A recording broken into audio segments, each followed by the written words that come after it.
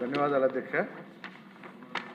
Visakhapatnam south నియోజకవర్గంలో మేజర్గా ఒక ఇష్యూ ఉంది అధ్యక్ష, ఎండోమెంట్ ఇష్యూ అధ్యక్ష. గతంలో కూడా నేను ముఖ్యమంత్రి గారి దృష్టికి అలాగే ఎండోమెంట్ మినిస్టర్ గారి దృష్టికి కూడా తీసుకురావడం జరిగింది అధ్యక్ష. విశాఖపట్నంలో హార్ట్ లాంటి జగదాంబ సెంటర్, ఎల్లమ్మ తోట, రంగరీజ్ వీధి, వెంకటేశ్వర మెట్ట, మహారాణిపేట ఇవన్నీ కూడా 22A(C)లో పెట్టడం జరిగింది అధ్యక్ష. అంటే నిషేధిత ఈ 1700 నుంచి ఉన్నారు అధ్యక్ష. సుమారు 200 సంవత్సరాల నుంచి ఉన్నటువంటి ఇళ్లలో ఇవాళ తీసుకెళ్ళి దాన్ని 22 పెట్టేశారు అధ్యక్ష. మీ ద్వారా మంత్రి గారికి, ముఖ్యమంత్రి గారికి కూడా ఆల్రెడీ చెప్పడం జరిగింది అధ్యక్ష. ముఖ్యమంత్రి గారు కూడా దీని చాలా అనుకూలంగా ఉన్నారు అధ్యక్ష. అధికారులు 1.5 years నుంచి ఇప్పటి వరకు కూడా దాన్ని పంపించలేదు అధ్యక్ష. వాళ్ళు మొత్తం చెక్ చేసి, సో అక్కడ ఇవాళ ఏదైనా ఫంక్షన్ జరిగినా లేకపోతే ఏదన్నా రిపేర్లు చేసుకోవాలన్నా ఏ ఒక్క దానికి కూడా చాలా ఇబ్బంది పెడుతున్నారు అధ్యక్ష. చిన్నది ముట్టుకుంటే వాళ్ళు వెళ్ళి ఇబ్బంది పెట్టేస్తున్నారు అధ్యక్ష. దయచేసి మీ ద్వారా మంత్రి గారికి అలాగే ముఖ్యమంత్రి గారికి కూడా తెలియజేయడం ఏంటంటే అధ్యక్ష, దీన్ని వీలంత తొందరగా ఆ రికార్డు తెప్పించుకొని అన్ని సమస్యలు వేరు అధ్యక్ష. ఇవాళ 10 రిజిస్ట్రేషన్లు, 20 రిజిస్ట్రేషన్లు, 30 రిజిస్ట్రేషన్లు కూడా ఉన్నాయి అధ్యక్ష. అవి వాళ్ళు చేసింది తప్పేం లేదు కదా అధ్యక్ష.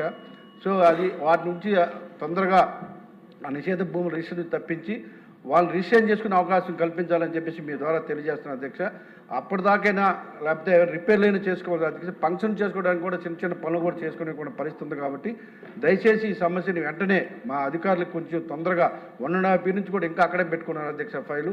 కొంచెం తొందరగా అది కొంచెం ఎమర్జెన్సీ కాబట్టి తొందరగా దాన్ని ఆ సమస్యను పరిష్కరించే విధంగా మీరు చర్యలు తీసుకోవాలని మీ ద్వారా తెలియజేస్తున్నాను అధ్యక్ష.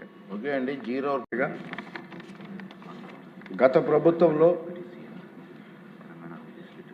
ఆంధ్ర యూనివర్సిటీని అదొక వైఎస్ఆర్ కాంగ్రెస్ పార్టీ కార్యాలయం తయారు చేసుకొని వీసీ ప్రసాద్ రెడ్డి అనే వ్యక్తి చాలా దారుణంగా అక్కడ పరిపాలించడం జరిగింది అధ్యక్ష.